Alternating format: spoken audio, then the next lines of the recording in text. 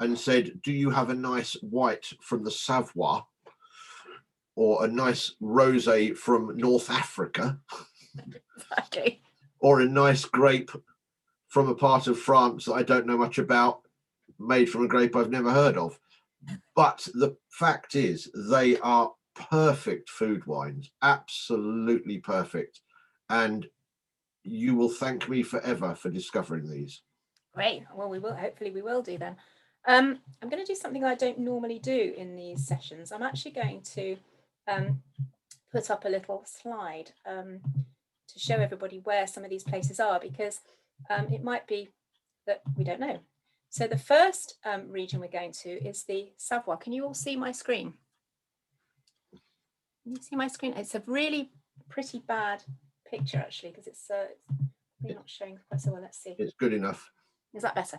Right. The Savoy is usually joined together with the Jura, and they are quite far over east, right on the Italian and the Swiss border. So where we're going to be tonight is in the Savoy, not far from Lyon, and a little bit up from Grenoble. So interesting area of France that perhaps some of us may have been to, but it's not the sort of place we all trudge off to for our holidays normally. Do you remember those as well?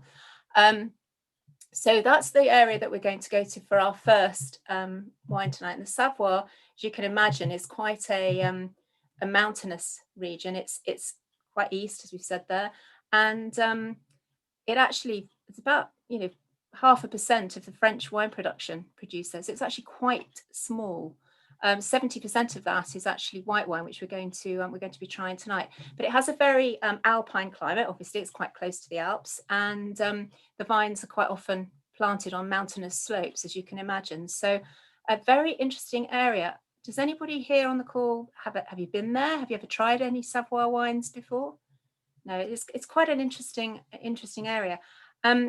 They've got some appellations. The one that we're probably going to try tonight is one of those. They have a Vin de Savoie. They have a Roussette de Savoie, which is ours this evening that we're going to try. And they have another one, which is Cécelle. So these are not appellations that we've probably heard of. And as you say, Steve, the grapes are not grapes that we've quite often heard of either. Penny, I know this is very unusual, but can I disagree with you slightly? Oh, yeah. Well, it took me 3 minutes this time. Go on then.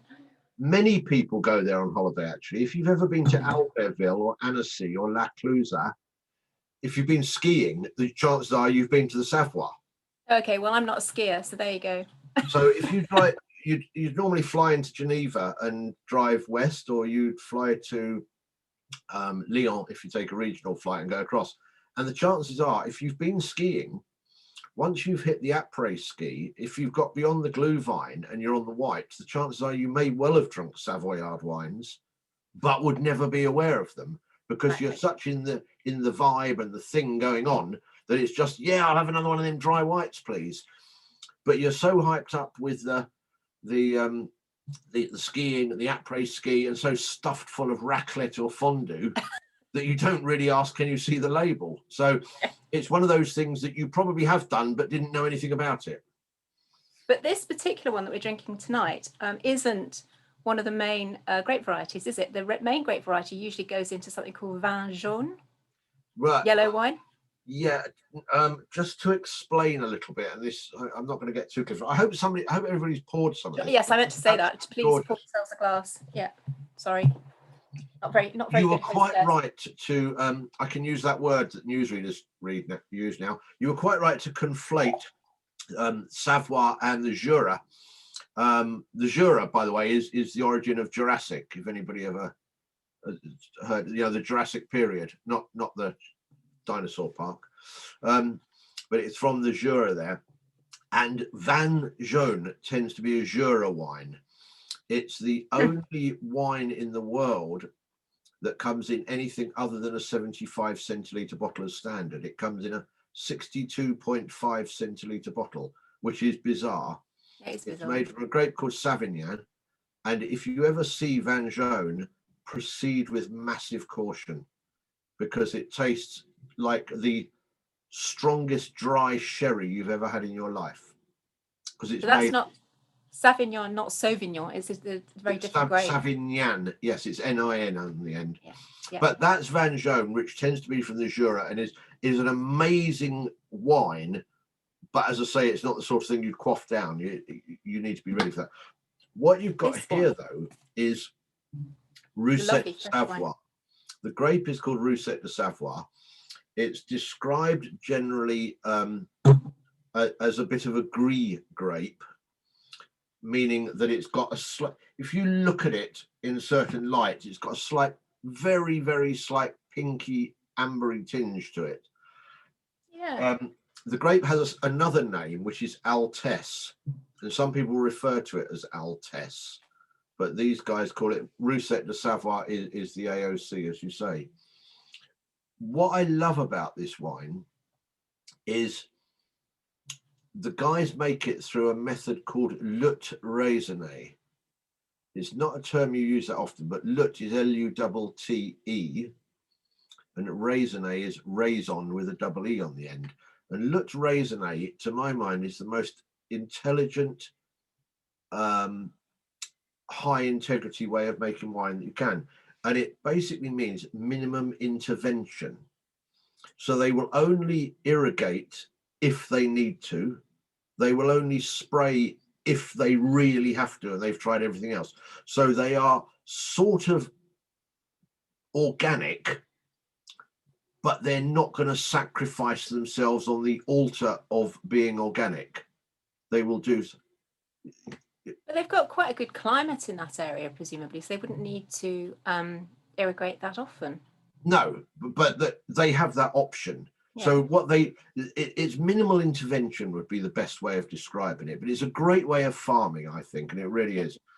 This particular wine is vegetarian and it's vegan, so it ticks lots of boxes for lots of people. Yeah. It's also a lot lower in alcohol than some of the wines we've been tasting recently. It's only a 12.5%, which is quite extraordinary. We've been tasting some really high up there, 14.5s and that kind of thing. Cool climate. Yeah, exactly. In fact, I can tell you I can tell you a funny, cool climate story. When I used to have a real job several years ago, I took the board of directors of a major UK hotel chain. I can't say who, obviously. And I was taking them to the Savoy and to Beaujolais, which is not that far away. Mm-hmm. And I was taking them the second week in December. Cold. And we all arrived at Heathrow Airport, met up, and all arrived independently. Their finance director was wearing shorts. And I said to him, you know where we're going? And he said, yep, we're going to the south of France. I said, not no, quite. We're going to the Savoy and Beaujolais, which are not by anybody's means the south of France. He said, oh, I thought it'd be really hot. And I said, where? Do you know where we're flying to? He said, yeah, I've got my ticket here. It says we're flying to Geneva. And I said, Geneva in December, isn't that a clue that you... Yeah. He very hastily bought himself some long trousers at Heathrow. But no, so it is quite cool. That's just quickly, again, just showing you whereabouts it is in relationship to Geneva. It's really not that very far away. And how do you pronounce this one? Fragny. No, they've spelt it wrong there. Have they? Yes, it's Frang. You're right. I didn't notice that earlier. It's actually very close to Geneva. I mean, not far from the on Annecy, as you say, and near the Rhone. But yeah, it's very, very close to Geneva. So yes, it would be cold. And just while we're on here, one more picture. This is the kind of area you're talking about with mountains in the background. In fact, this is the domain Lapin that we're drinking from tonight. So it is a beautiful, very green alpine area. Mm. Yeah, you're absolutely right. This is Bruno Lupa.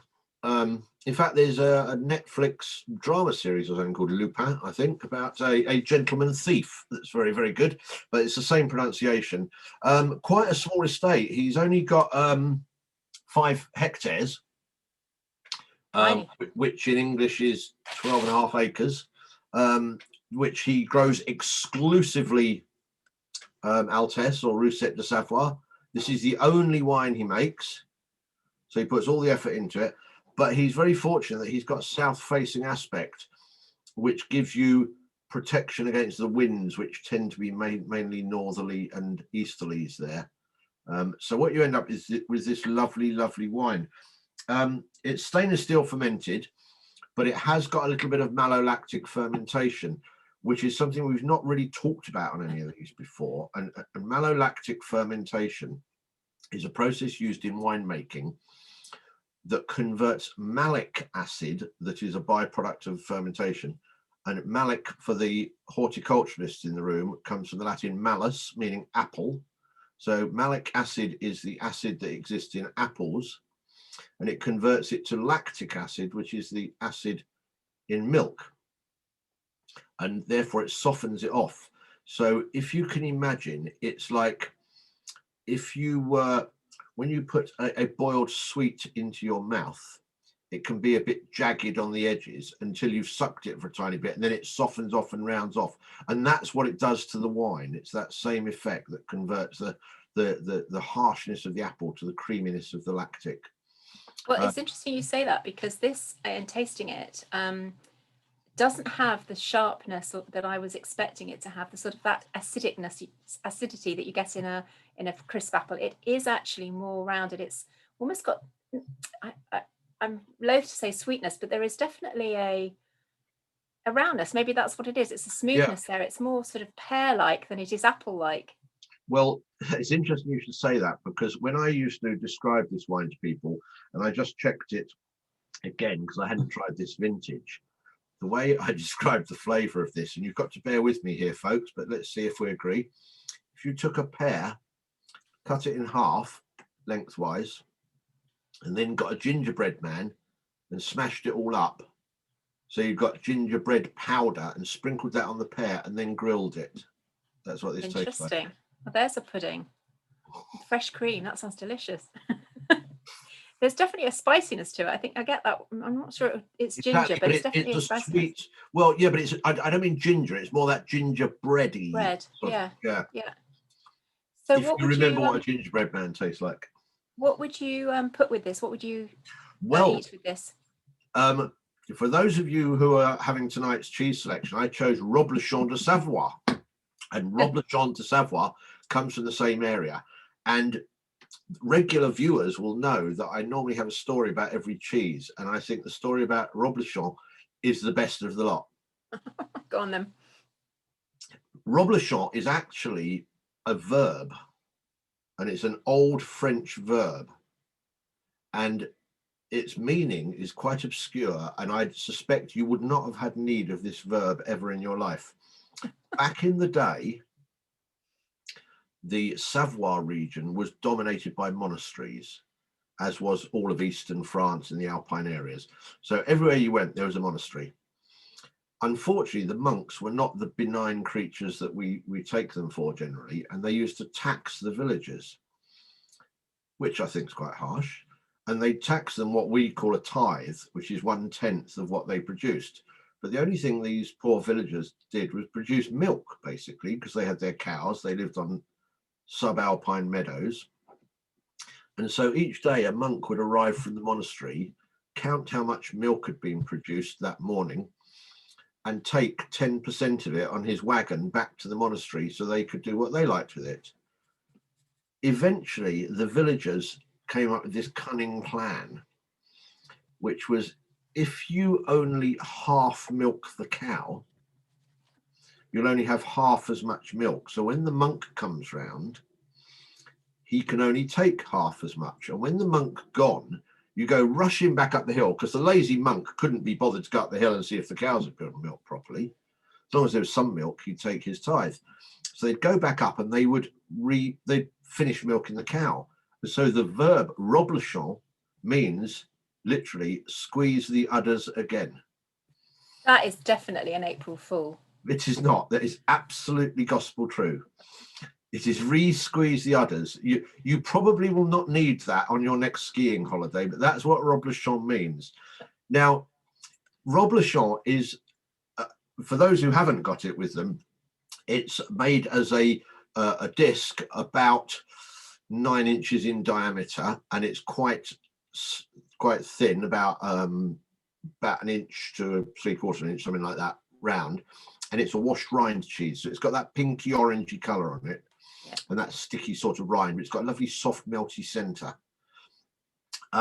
You then get what's called a petit reblochon, which is about 4 inches in diameter, and it normally has a red ink stamp on it. It tends to be a bit off-putting sometimes. You see it's red ink. It's a vegetable dye, but it's the provenance stamp. Now, it is also the cheese that is used to make a very famous après-ski dish called tartiflette, when you basically cook up some onions and some bacon, and then you get a whole load of potatoes. Oh, yeah. Sliced quite thickly. And so you do potatoes, bacon, and onions, put them into a dish. And then you put lashings of cream all over it, and then cover it in reblochon and bake it in the oven.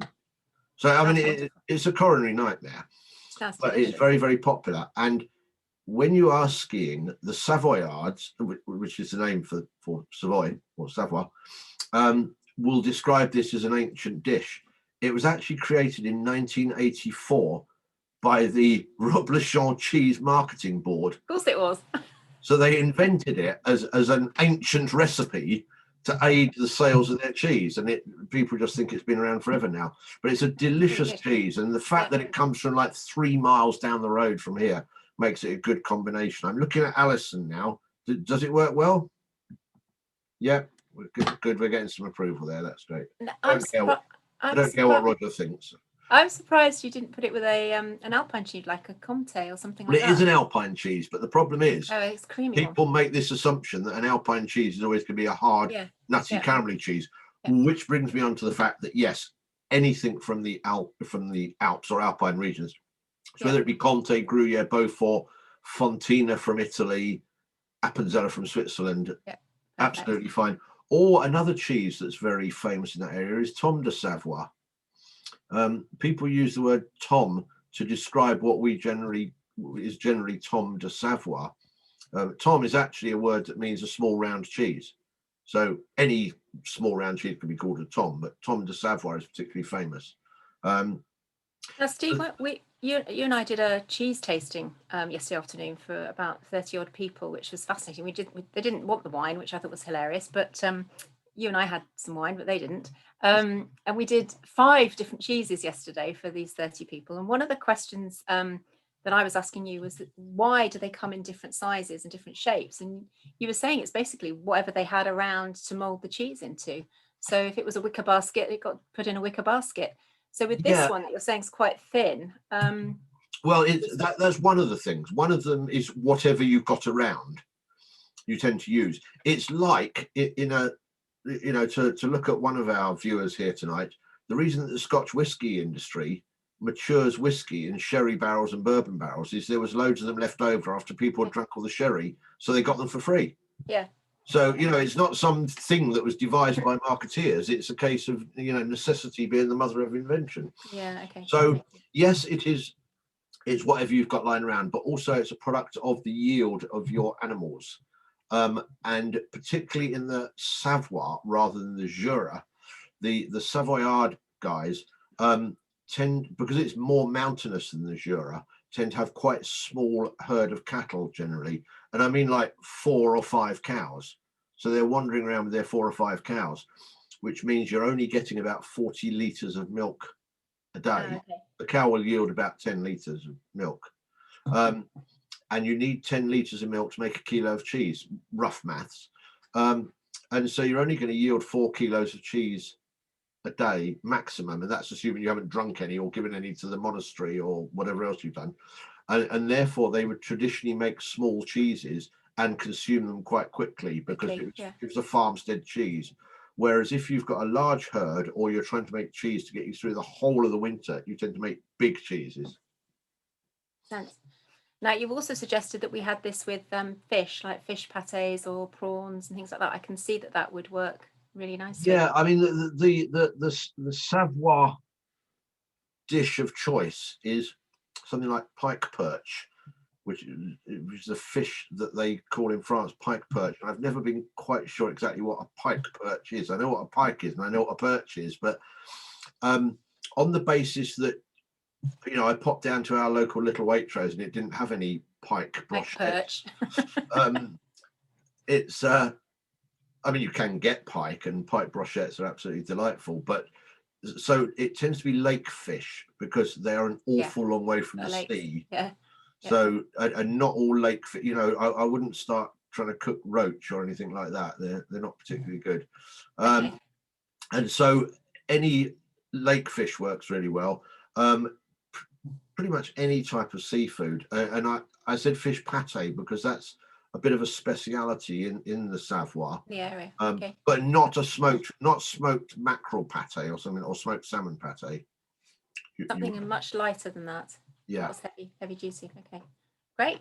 I liked that wine very much so. I think it is fabulous. What was the view of the panel? Our audience, the panel. Thumbs up. Scotland likes it. Good.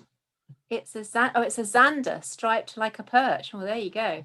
Oh, I know what a zander. Zonder.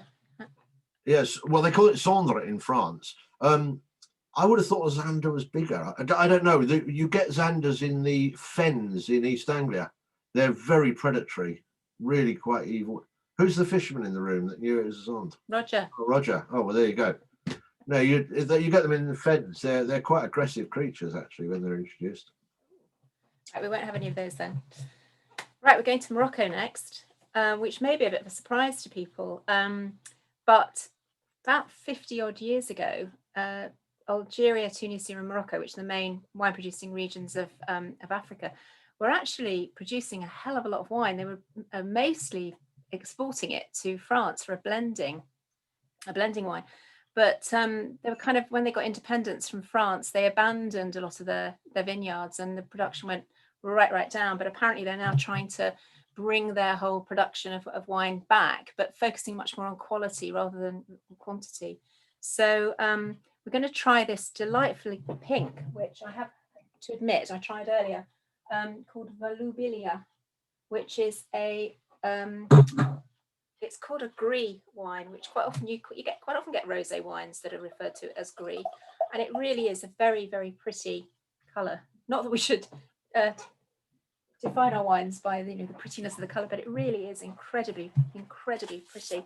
I'm just going to go back to my wee presentation just to show you again where this part of the wine region is quickly.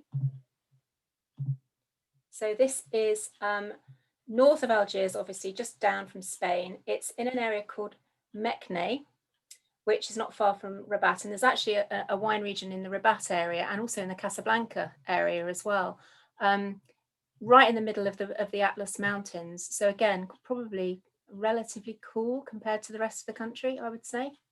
Yeah, what you've got, Penny, looking at your map there, around Meknès, is you've got this is what's called the Middle Atlas, because the Atlas Mountains are divided into 3 areas, and it's as you head across towards the eastern border, you go up into what's called the High Atlas, but this is the Middle Atlas, so it's not too. I mean, you couldn't really grow grapes on the top of the High Atlas mountain. Yeah. But the Middle Atlas, but it's very much a mountain wine.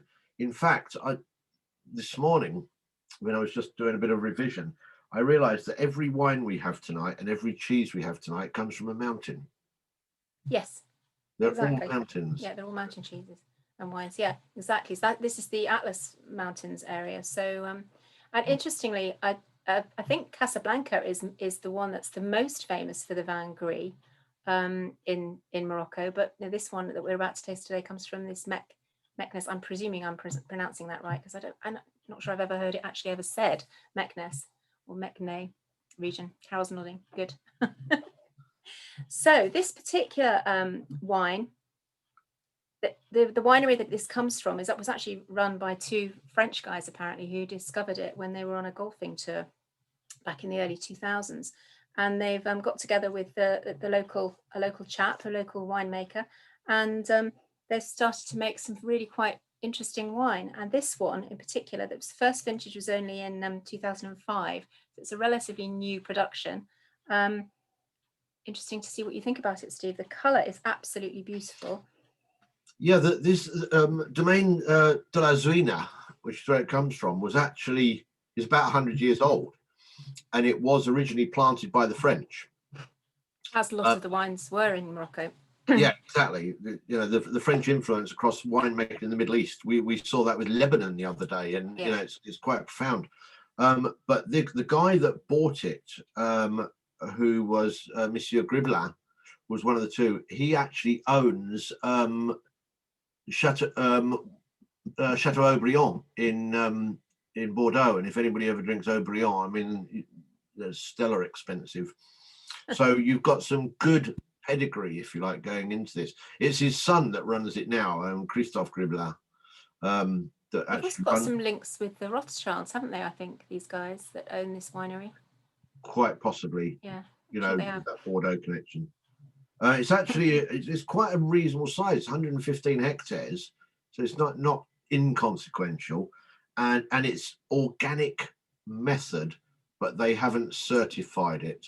Is that what they mean? They do it in the organic way, but they just haven't had it, accredited, as it were. Carol wins tonight's Brilliance Award. Yes, it is named after Valuabilia. Absolutely correct. Oh. So, no, I didn't know that.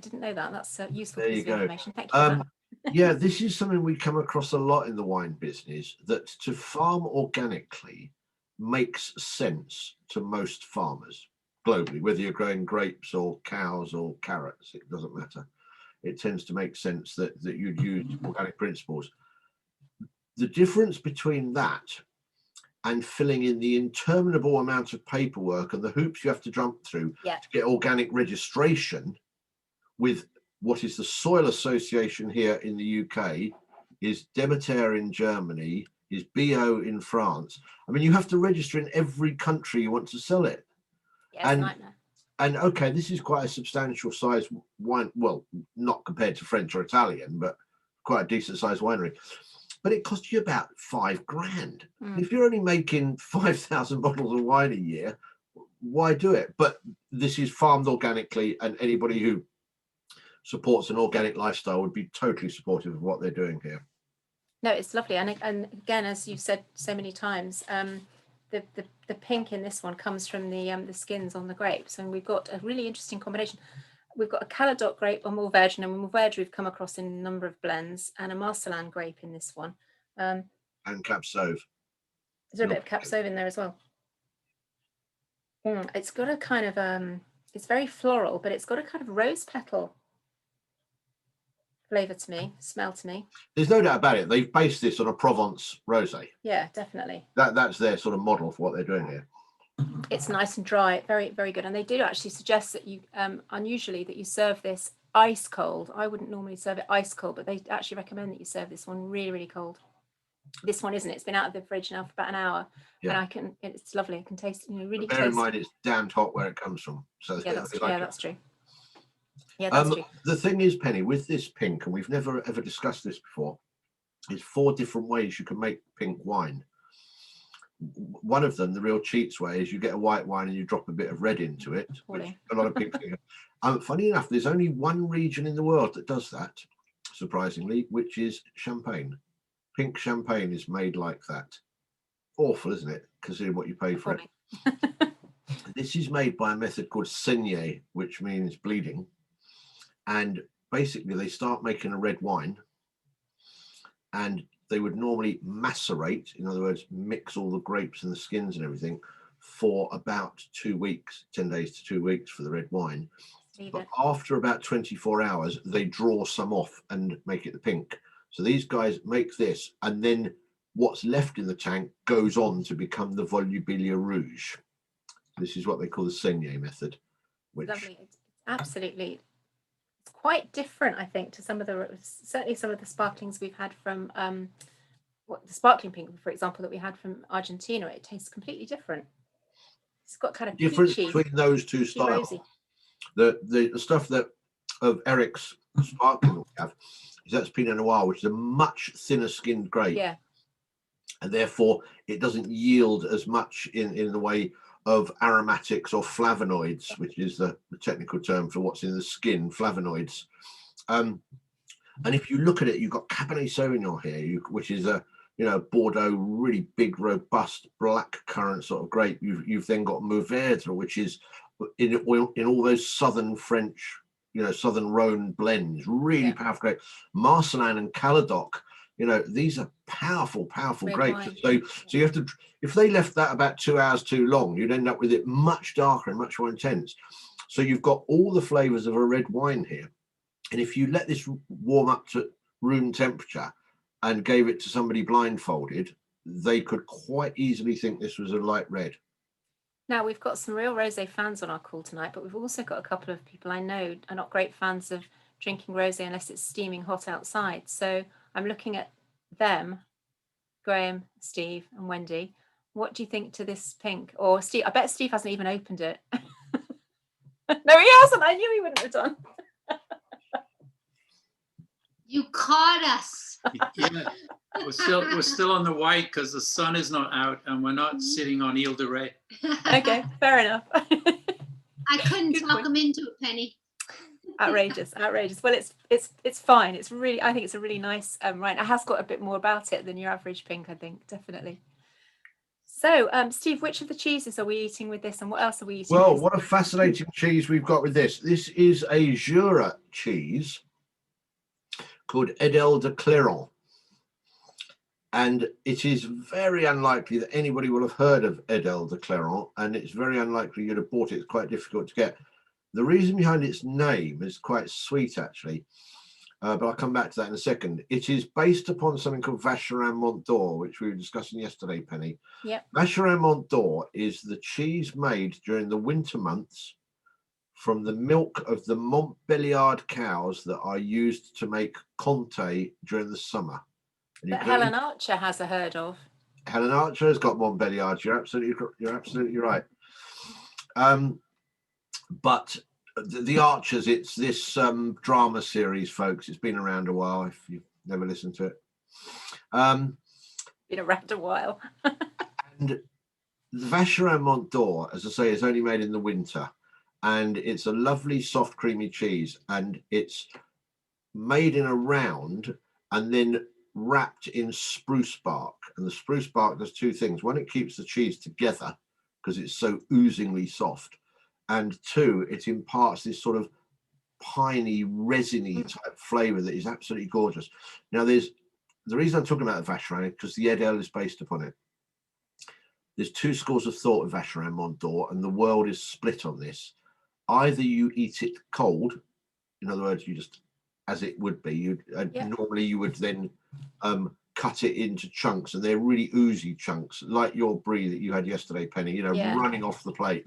Literally running off the plate. Or you bake it in the oven, and so many people have been skiing and had it baked. And I promise you, if you've ever had baked camembert and then you go on to this, it's Ford to Ferrari. It's just quite incredible. The soft creaminess of it. It's like having a fondue, but it's only made in the winter months, and therefore you wouldn't be able to buy it here in the UK now. It's all run out. It's only from October to March you can buy it. But these guys, who are about 3 miles away, the Perrin family, it's a father and a son, Jean and husband and wife, Jean and Madeleine Perrin, are about 3 miles away from where the Vacherins are made. And they've made this cheese called Edel de Clairon, which is not as tall as a Vacherin, but it's still got the spruce bark around it. It's still soft and oozy. And the reason they call it Edel de Clairon is the village is Clairon, and it has a white powder. It's almost like a white powder on the top, which they say reminds them of Edelweiss. So they call it Edel de Clairon. That's sweet. Aren't cheeses lovely? They've all got really lovely stories behind them. For those who've got it, what do you think of Edel de Clairon?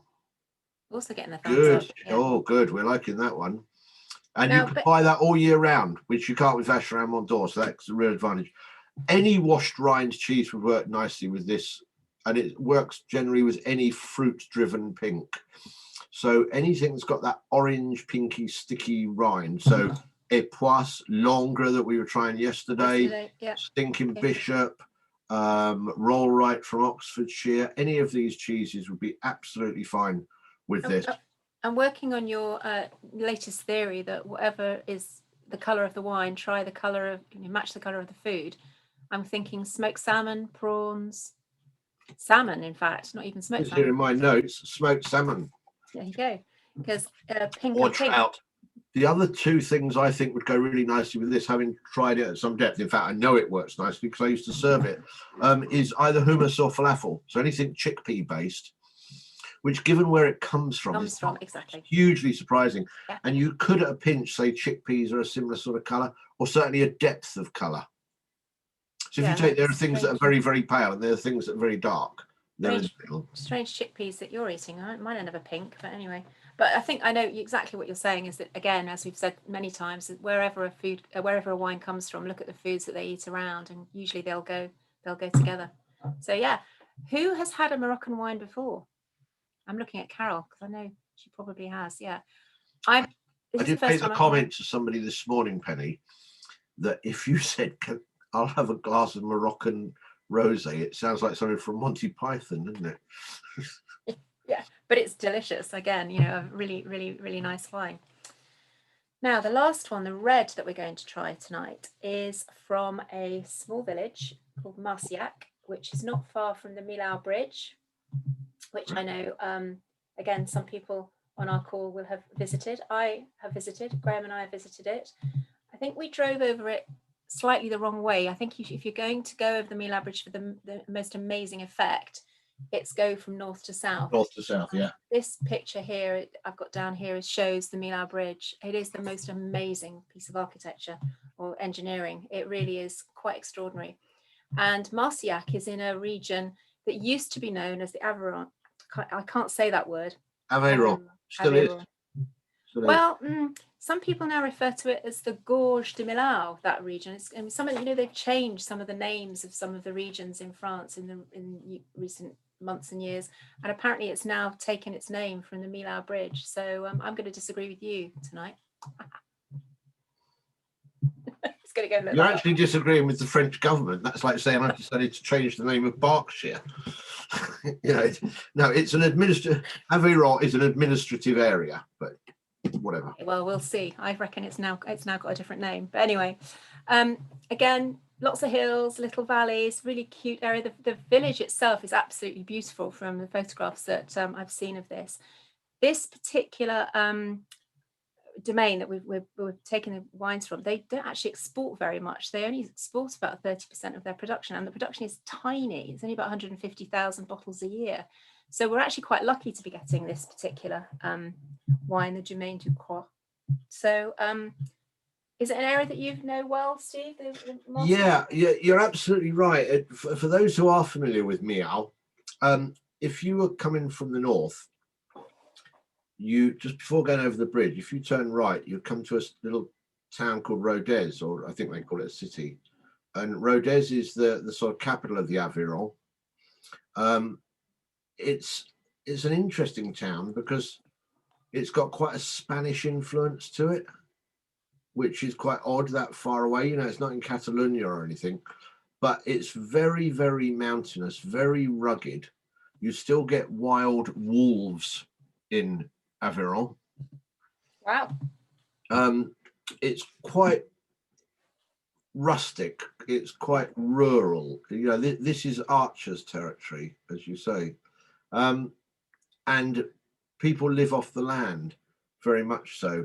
The little village of Marciac is tiny, and if it wasn't for wine, they wouldn't have a living. And the reason I say that is the soil around there they call it rougier. You can see that in this picture here. Yeah, we would call it normally terra rossa, which is very red soil, and that's due to ferrous oxide in the soil. So there's huge amounts of iron in the soil here, which comes through into all the water that's collected and everything. So in the same way that places like Droitwich and Tunbridge Wells and Bath had fame in Victorian times because people would go and take the iron-rich waters, the French would do exactly the same with Marciac, but they were far more sensible than we did. They didn't go for the iron-rich water. They went for the iron-rich wine that was made from the iron-rich water. So this wine you're drinking for a long time was considered to be quasi medicinal and with massive health giving properties. Well, it's called the blood of the soil, the blood of the land. Yeah, Lo isn't Sang it? del So- Paiche is ancient, is Occitan. It's not French, it's Occitan for as you say, blood of the land or blood of the soil. But it's one of those weird things. Once somebody tells you it's got lots of iron in it, you can almost taste it in the Taste it. wine. Yeah. It's quite But- a vegetal smell. It is. Vegetal's one of those words that you've got to be careful who you use it in front of, because it sounds quite awful, actually. It's slightly cabbagey. Is what Yeah. I mean. But that's not a bad thing. It's just a description. The estate you were referring to, for 4 generations, these guys farmed 1 hectare. That's 2.5 acres. 2.5 football pitches. It's quite small. And they were producing less than 5,000 bottles a year. Tiny, tiny amounts. It was only in the 80s that the 5th generation of the family expanded the estate to the current level, which is about 30 hectares. So they're producing a little bit more at the moment. The grape they use is called Mansois, Mansois. Again, not a grape that we've probably. Well, Amanda Hunt has just been really brilliant, and I appreciate her input. Thank you very much. I was just looking in the chat. So they call it Mansois, Mansois, but it has another name, which is Fer Cerverdue, which is not, and fer as in iron. Yeah, that's correct. Absolutely. So the reason it's called iron is nothing to do with the ferrous oxide in the soil. It's the fact that the wood on these vines is about the hardest wood of any vine you've ever come across. Wow. Whereas normally you can take vine clippings really easily to light fires and things like that. These guys discovered this is really tough. You know, this is like ebony. And therefore they actually named it fer because it was like iron.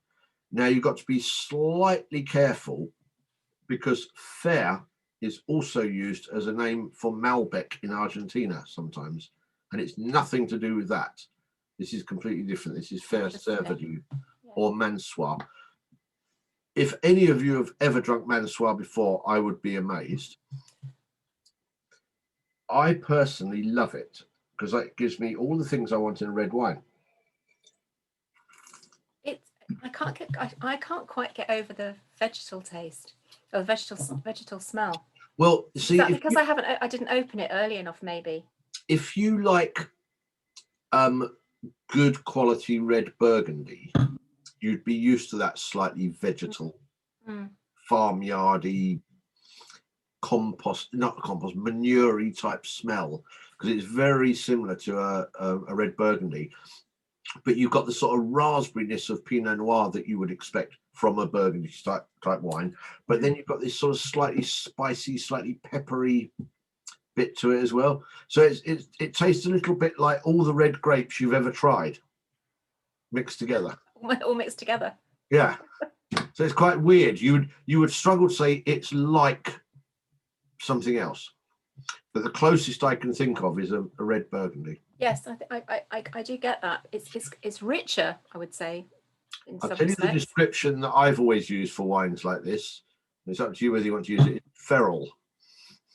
I prefer vegetal. But it's quite a light red. Everything that you said, it's really quite a light red. It's a lot lighter than its colour. Yes. Yeah, it's sort of Merlot-y colour. Yeah, it's.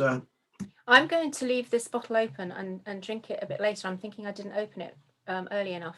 It's what I think of as a brasserie wine, or a bistro wine. Sort of thing. If you're in the south of France and you've got loads of garlic and loads of olive around you and some salamis, absolutely perfect. Well, everything tastes nice in that environment. Yeah, but you need a wine to work. So what's the committee's view on this wine? Do you like this? Yeah. Yeah. Good. Yeah. Okay, we got. Excellent. Right. Well, I'm going to out Google Amanda, and Right. prove to you that the Côte de Millau is actually in the Aveyron Administrative Department. So there you go.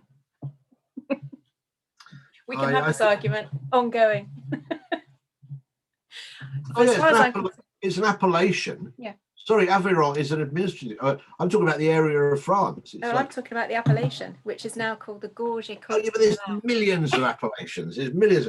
Just up the road from here, there's a really nice appellation actually that used to be called the Coteau de Tricastan. And Coteau de Tricastan made some beautiful Northern Rhone wines until Tricastan Nuclear Power Station had a complete meltdown and did a bit sort of mini Chernobyl. Now that was like calling your wine Chateau Sellafield after that. Yeah, exactly. So they changed the Coteau de Tricastan to the Grignon des Ademars, which That's nobody a bit could ever better. remember. So no, there's That's millions a of bit appellations. But this area is what the French would generally call the Aveyron. The cheese I've chosen specifically to go with this comes from the next region up, which is the Auvergne. And the Auvergne is the region between the Aveyron and the Massif Central. That's really good. If you wanted an Aveyron cheese, there's quite a famous one called Roquefort. Yeah, heard of that. In fact, incredibly famous, but most people have tried Roquefort. And I think Roquefort is just a little bit too salty and tangy for this, whereas Bleu d'Auvergne is just a little bit further north into the Auvergne, as I say. And it's Roquefort-esque in that it's got a tangy saltiness to it that Roquefort lovers would recognize. It's made from cow's milk, so it's sort of more golden than a Roquefort, which tends to be quite white because of the sheep's milk. But I think it's a nice combination with this. The alternative is there's a lovely cheese called I can't for the life called Saint Nectar. The Saint Nectar comes from the Auvergne as well. Saint Nectar is one of these lovely tom cheeses that is cave aged, but it tastes like it's been cave aged. A cave that hasn't had very good housekeeping. It's got quite a dusty taste to it, if that makes sense. It sounds revolting. But this wine would work with cheddars. It would work with blues. Yeah. Two cheeses I would highly recommend you seek out if you've never tried them are Salaire and Cantal. Salaire is sailors, S-A-L-E-R-S, Salaire, which is the breed of cow that makes the cheese. And then there's Cantal, which is C-A-N-T-A-L. They're both made in the Auvergne, one in the summer, one in the winter. And they're the only French cheese that's made the same way that cheddar's made. That same process of cheddaring. And they are, Steve's trying to come in here. Steve wants to have some. Yeah, Steve the cheese. Yeah. Just to bring this conversation down to earth for a moment, we bought some Skegness Blue. Why? Because we saw it in the cheese shop and we didn't have the list for the evening with us, so we got some. And it's quite nice. What's your view on that? It's not bad, actually. It's quite a new cheese, to be honest. But unfortunately, you made it up because it's April the 1st. There is honest. We went to the cheese shop in Camden, and we were. I'm sorry, in Islington. I forgot where I lived there for a moment. Sorry, really good selection of wine. But in the shop they had some Skegness Blue, and of course I had to get a piece of it, and it's all true. We have it right here. I'll hold it up. Which cheese shop did you go to in Islington? Probably the one you told them to. No, it's only tiny little. It's a tiny shop it's down not the one he down the recommended. passage. Yeah. Near Angel. Well, Islington's near Angel, you fool. Oh, not where we live. Oh, now we get posh. Skegness. All right, I do know Steve, folks. I don't want you to think I'm being offensive to him. You are. Yeah, but I don't care. Yeah, it's interesting. I'm just quickly looking it up. I've never tried it, Steve. It looks like, if you say it tastes good, I believe you. I've never tried it, so I can't comment. Sorry. It's a very, very creamy blue cheese, which I haven't had before. So it's quite interesting, but I was just shocked that anything like that came out of Skegness. So that's why I thought of it. Do you remember what the guy said about it at the shop? What did he say? He's like, know this town. Oh no, this cheeses made them famous or something like that. I don't know. It's something weird he said about. And he said he'd never been there, but Yeah. And I said, well, I've been there a few times, and I wouldn't have thought it was a place for cheese. A place to make cheese, exactly. Well, I don't think it's made. I don't think it's made in Skeggy itself. It's made with Lincolnshire milk at Lim Bank, which possibly, yeah, it's down the road. Yeah. Yeah. It's so yeah. Always good to try new things, and I shall welcome it, and I will add it to my directory. Go to my website tomorrow, and you will see it added to my 3,500 different cheeses that are listed. Always happy to reveal new cheeses. I'm going to ask Yo and Anna's if they have been to Marciac. Have you been to Marciac? On mute. There we go. No, we've not been to Marciac, and I'm very interested to know what your opinion is on this one, because we haven't got that particular wine here. But I think we'll make a little. The trouble is, it's slightly beyond the 20 kilometers, or 10 kilometers we're allowed right now. But yes, we can do shopping at 30, so maybe we can stretch it a bit. One day we'll do it. But I do agree that it looks divine. It is. It just definitely needs opening, I think. It's actually its own appellation. It's got its own appellation. It's getting better in the glass the longer it is in the glass. I'm afraid that vegetal smell was really putting me off to start with, so I'll decant it next time. So how does it compare to our Languedoc rosés? No, reds. The reds. It's richer, I would say. Does that make sense? In the sense of fruitier? Yeah, fruitier and deeper. Yeah, if you're saying Languedoc, more full-bodied. That's the word I'm looking for. If you're comparing it to something like a Corbière or or something like that, it hasn't got the intensity that they have. So it's slightly, I would say slightly sweet. Maybe that's the cheese I've just had with it, but I'm getting a sort of sweetness from it as well. It's very Moorish. Well, it's a really nice drive to go up there, and Rodez is adorable. Yeah, Rodez is fantastic. Yeah, it's a lovely little town. Well, Roger suggested that you use it as critical shopping expedition. I think that's absolutely right. I actually had to go to Barlou today to replenish our stock of rosé, and when I asked him if they were going to stay open during the confinement, he looked at me like I was crazy, and he said, "Of course we will. Wine is essential." Absolutely. Yeah. Should say no more. Quite right too. Now, thank God. Yeah. Now coming back to the blue cheeses here, Roqueforts come in 15, 20 different varieties. Some of them very dry, some of them extremely creamy, some of them crumbly, and so on. So the blue cheeses in England, obviously, Stilton, now Skegness Blue that I've never tried, but there's a whole variety of these things around, and they're very, very, very different. And the Roqueforts, we were stunned when we were there and went around to the different caves and looked at them, how different they actually are. Well, we know my favorite is one called La Vieux Berger, with the Old Shepherd. I mean, it is fabulous, Vieux Berger. You have the big names like Papillon, which a lot of people know, and then there's the Society de Roquefort. But well, we were saying this in our cheese tasting yesterday, that cheese can be as different.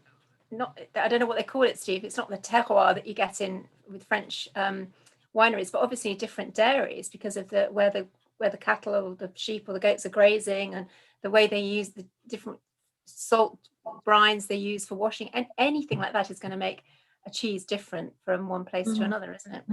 But it is astonishing that in the Roquefort, the little town, they really only take the cheese there to age it in the caves at the back of the town. The brebis, or the sheep that they use for the milk, they have to be raised within 150 kilometers of Roquefort. I think that's right. Yeah. That's very regional to that particular thing. And even then, they still manage in their processing of it to get so many very different flavors. It's quite astonishing. But I agree with Steve that it's not. Roquefort's a tricky one with wine because it's so salty. Yeah. And And a lot of the French that we know seem to say that white wine is sometimes Yes. a Well, good we've said, choice to go with. yeah, Roquefort. we've said that in many tastings actually, and it was quite a surprise initially to me, Steve, that Yeah. you more often than not actually match a white wine with the cheeses that we've tried. And Well, I think that's the reason, because of the saltiness of the. Well, the thing is, Yolanda, that because the reason why white wine works better with greasy cheese than red wine is because of tannin, and the tannin in the wines reacts quite negatively with salt. Roquefort, being a quite high salt cheese, exaggerates that effect, particularly if you're having it like we are now, just as a sort of apéro or in lieu of a meal. If you have it after a meal, you'll be absolutely fine, because the protein in the milk will have the protein in the meat will have softened the tannins. But yeah, it can be a real problem. The reason you get different Roquefort variations is there's, I think, 4 different breeds of sheep can be used under the AOP to make Roquefort. So you've got Le Caen, you've got Manesh, you've got Basque. You know, there's different sheep breeds can be used, and there'll be different age profiles. The other problem that people will find, and okay, you guys obviously know the area really well, but for other people, it's like if you go to Spain and you're speaking English, whatever cheese they give you, they'll tell you it's Manchego. and it rarely is, to be honest. You know, it's not DOP Manchego. It's all sorts of things.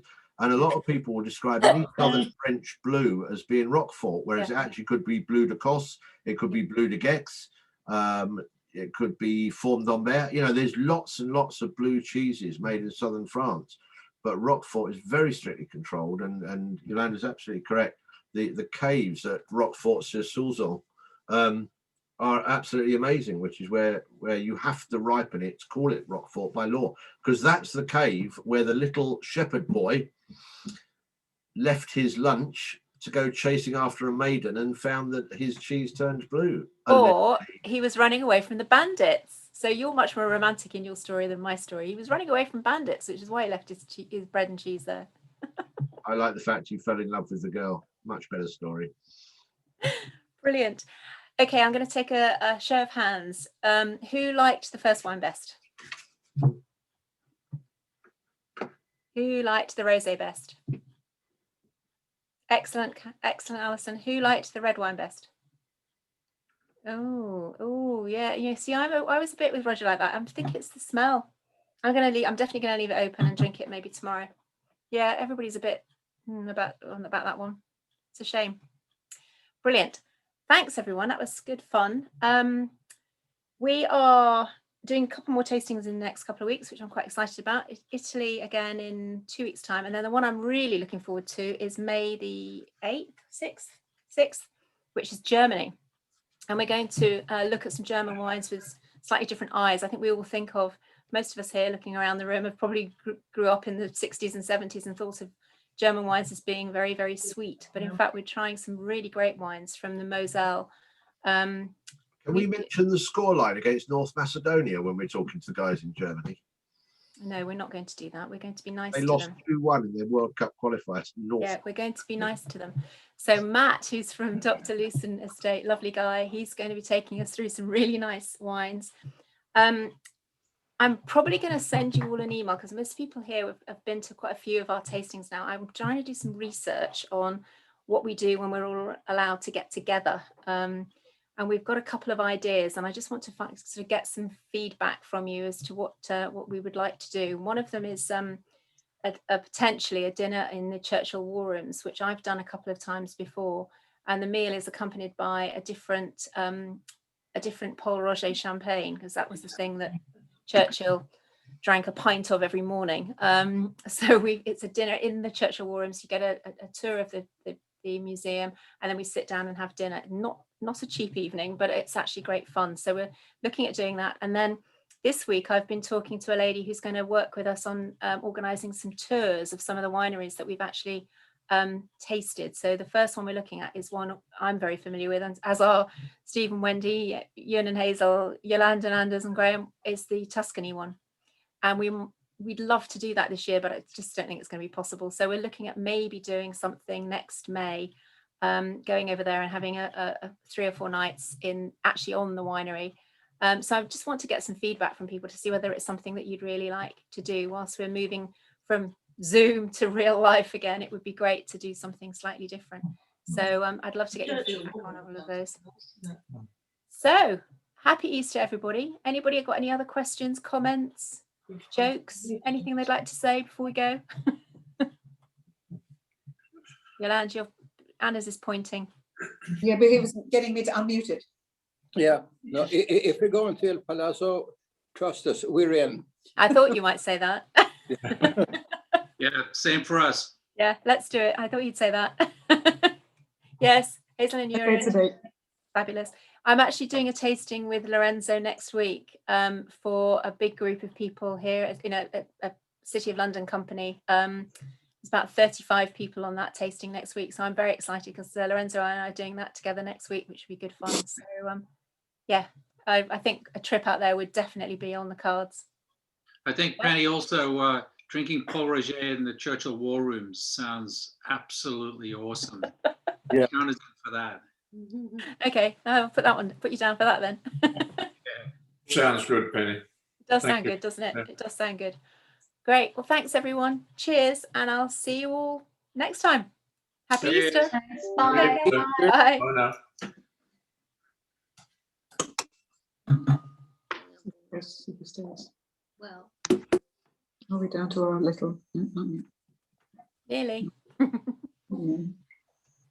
Roger and Alison, stay. Oh, they've gone. Steve, Which one? sorry, Steve, il formaggio, come stai? 3 different languages in one sentence. I know. Well, I'm like that, you see. Fromage. Anyway, have you been watching any of these Anthony Bourdain programs on Netflix? No, I've got them all lined up ready to watch. I'm trying to catch Well, up. it's just by sheer coincidence, we were watching the one on the French Alps last night. Oh, right. And if you ever want an overdose on cheese, Alpine cheese, this was unbelievable. They were getting through kilos of the stuff last night, and it was very watchable. You should have seen the Sometimes there's so much fat and sugar in his shows, and and salt and what have you. It's just overpowering. You should see the quantity of history cheese. lays beside these shows. Very good too. You should have seen the quantity of cheese we got delivered for this cheese tasting yesterday. I think Graham and I will be eating it for the next month. It's good though. It's really good.